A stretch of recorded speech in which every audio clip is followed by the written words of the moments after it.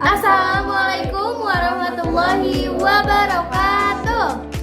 Kami dari kelompok 5 akan mempresentasikan mengenai laporan praktikum proyek 4, yaitu fotosintesis menghasilkan oksigen.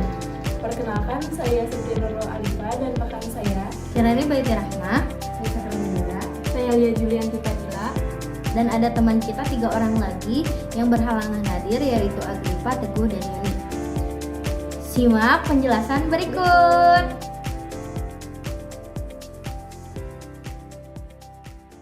Baik, yang pertama ada latar belakang.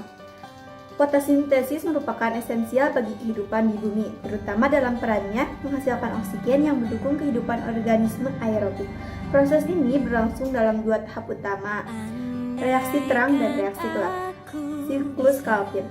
Reaksi terang adalah tahapan awal fotosintesis yang memerlukan cahaya sebagai sumber energi untuk menghasilkan oksigen dari udara. Dalam proses ini, klorofil pada kloroplas menghasilkan cahaya dan menghasilkan energi dalam bentuk ATP dan NADPH. Energi tersebut kemudian digunakan untuk menguraikan molekul udara H2O dan melepaskan oksigen O2K. Tujuan praktikum: 1. Mengamati proses produksi. 2. Memahami peran reaksi terang dalam fotosintesis. Ketiga adalah manfaat penelitian. Yang pertama yaitu menambah pemahaman ilmiah mengenai tahapan fotosintesis.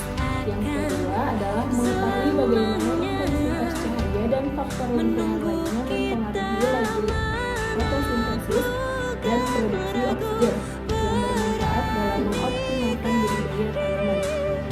Kemudian ada metode praktikum. Yang pertama ada alat dan bahan. Alat dan bahan yang kita gunakan yaitu 1. Tanaman hidrolia, yang kedua 2 botol, yang ketiga baking soda, dan yang terakhir ada air.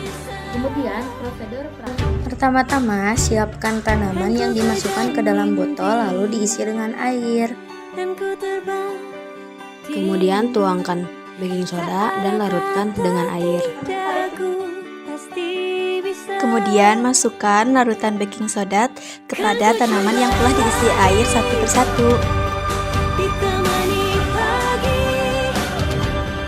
Simpan satu botol sebelum ditaruh lalu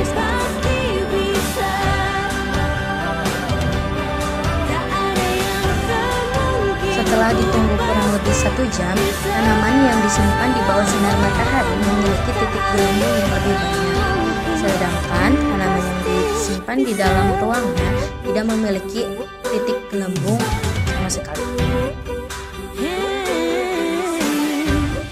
Pembahasannya adalah hidrolia seperti tumbuhan lainnya membutuhkan air dan karbon dioksida untuk menghasilkan makanan. Air dari lingkungan sekitarnya diangkut ke dalam sel daun melalui proses osmosis. Sementara itu, karbon dioksida larut dalam air dan masuk ke dalam sel hidrolia melalui stomata kecil pada permukaan daun. Di dalam kloroplas, energi dari cahaya matahari digunakan untuk memecah molekul air melalui reaksi terang. Proses ini menghasilkan 3 komponen utama, yaitu ion hidrogen, elektron, dan oksigen. Oksigen yang terbentuk dari pemecahan air ini kemudian dilepaskan oleh hidrolia ke dalam air di sekitarnya dalam bentuk gelembung-gelembung kecil yang bisa terlihat dengan mata. Hasil dari reaksi terang berupa ATP dan NADPH selanjutnya digunakan dalam reaksi gelap, yaitu siklus Calvin.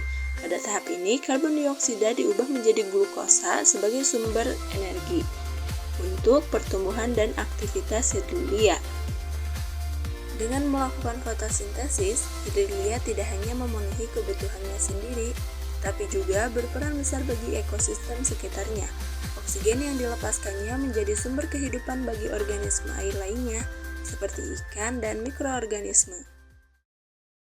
Lalu kesimpulannya, melalui perencanaan pengamatan fotosintesis yang terfokus pada reaksi terang, dapat disimpulkan bahwa proses ini memainkan peran penting dalam menghasilkan oksigen dan menyediakan energi bagi kelangsungan siklus fotosintesis.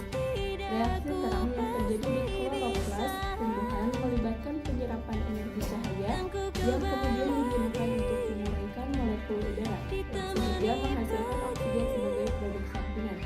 Berikutnya ada saran. Dari praktikum yang telah kami lakukan, saran yang dapat kami berikan, sebaiknya saat praktikum perlu mengetahui dan memahami dengan baik prosedur penelitian ini terlebih dahulu, serta memperhatikan dengan baik saat guru sedang menerangkan agar tidak terjadi kesalahan yang mengakibatkan terjadi insiden yang tidak diinginkan.